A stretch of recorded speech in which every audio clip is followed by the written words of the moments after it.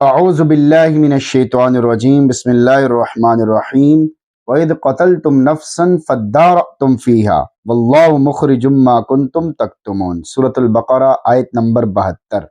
یہودیوں کا پانچواں بڑا جرم قتل کا ارتکاب۔ وَإِذْ قَتَلْتُمْ نَفْسًا، جب تم نے ایک شخص کو قتل کر دیا تھا۔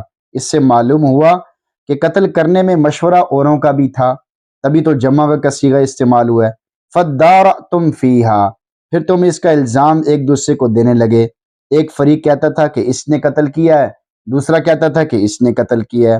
واللہ مخرج ما کنتم تکتمون، اور اللہ کو وہ راز باہر نکالنا تھا جو تم چھپائے ہوئے تھے، تاکہ تمہارے اندرونی خیالات کو ظاہر کر کے بتلا دیا جائے کہ اللہ تعالیٰ ہر ظاہری اور دل کی باتیں بھی جانتا ہے، تاکہ ظاہری طور پہ بھی اللہ تعالیٰ سے ڈریں اور باطنی طور پہ بھی اللہ تعالیٰ سے ڈریں۔ آیت کا میسج آپ کے نام، دل کو زندہ اور بیدار کرنے کا طریقہ۔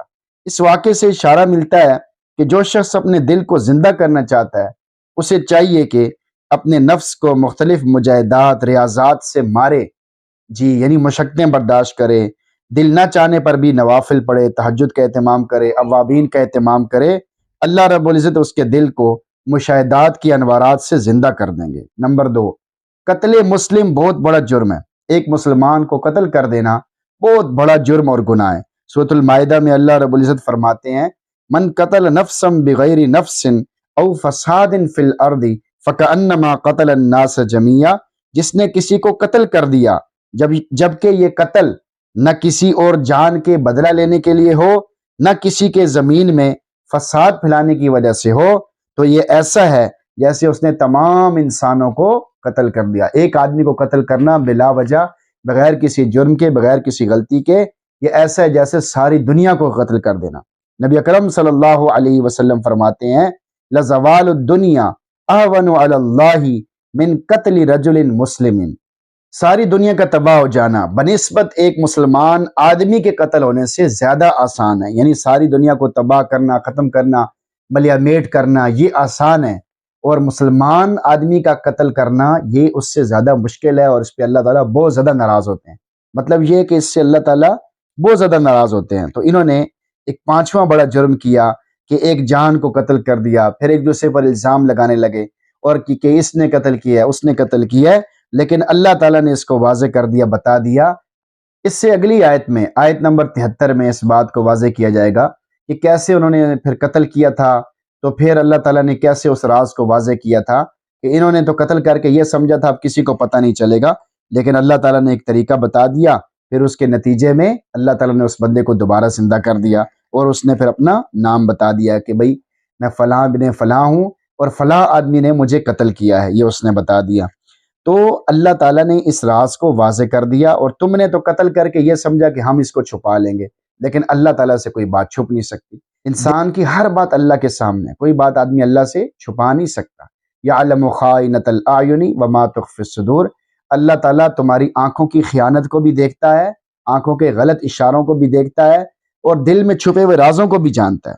اللہ تعالیٰ ساری دنیا کے سارے انسانوں کے دل میں پیدا ہونے والی باتوں کو بھی جانتے ہیں، بڑی قدرت والے ہیں، بڑی طاقت والے ہیں۔ ایک مسلمان کو قتل کر دینا یا ایک مسلمان کا قتل ہو جانا یہ کتنا بڑا گناہ ہے، تو آج ہم دیکھ لیں کہ قتل کتنا زیادہ ہو رہا ہے۔ قیامت کی نشانیوں میں سے بھی ایک بہت بڑی نشانی ہے وہ یکسر الحرج، کہ قتل بہت زیادہ ہو جائے گا، اور اتنا زیادہ قتل ہوگا کہ مارنے والے کو یہ نہیں پتا ہوگا کہ میں کیوں مار رہا ہوں، مرنے والے کو یہ نہیں پتا ہوگا کہ میں کیوں مار رہا ہوں۔ اس لیے ہمیں چاہیے کہ ہم کثرت سے توبہ استغفار کریں اپنے لیے اور اپنے مسلمان بھائیوں کے لیے، خصوصاً جو آج کل فلسطین میں جو حالات ہیں اس کے لیے دعا کریں، دل سے دعا کریں کہ اللہ تعالیٰ ان کے لیے آسانیاں فرمائے، ان کی مدد فرمائے، کہ انہوں نے خود ہی ہمت کی ہے، کسی نے ان کا ساتھ نہیں دیا، لیکن اب انہوں نے خود ہی ہمت کر کے آگے بڑھے ہیں، اور انہوں نے ماشاءاللہ ایسا زبردست حملہ کیا ہے، تو اللہ تعالیٰ ان کی مدد و نصرت فرمائے۔ اس کے لیے ہم دعائیں کریں، فکر مند ہو، دلی طور پر فکر مند ہو، اعمال کر کر کے ان کو ہدیہ کریں کہ اللہ ان کی حفاظت فرمائے، کہ انہوں نے تو نیکی کی تھی،